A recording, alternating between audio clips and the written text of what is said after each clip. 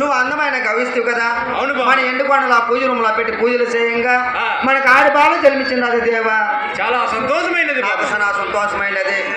అయ్యా మంత్రివర్య, మంత్రి లేదు,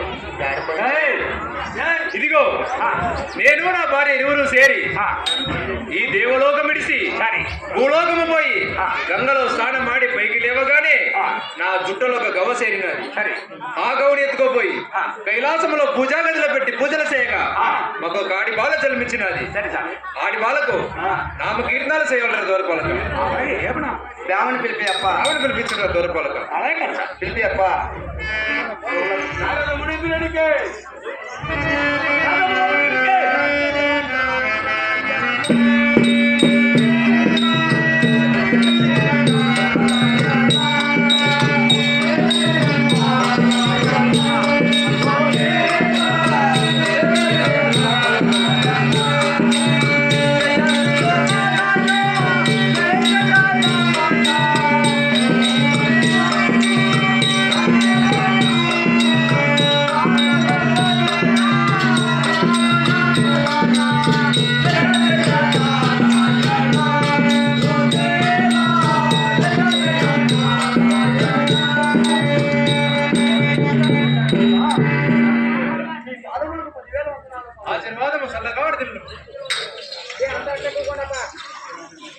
అయ్యా నారదమునేంద్ర, స్వామి నీలకంఠ జగదంబ, నేను నా భార్య ఇరువురు సేరి కైలాసం విడిసి భూలోకము పోయి గంగలో స్నానం ఆడి పైకి లేవగానే నా జుట్టలో ఒక సుందరమైన గవ సేరినది. ఆ గౌని ఎత్తుకొని వచ్చి కైలాసములో పూజా గదిలో పెట్టి పూజలు చేయగా ఒక ఆడిబాల జన్మించినది. ఆడిబాలకు నామ కీర్తనాలు చేయవాలని నిన్ను పిలిపించినాను. అలాగనే చేస్తాం స్వామి. అలాగే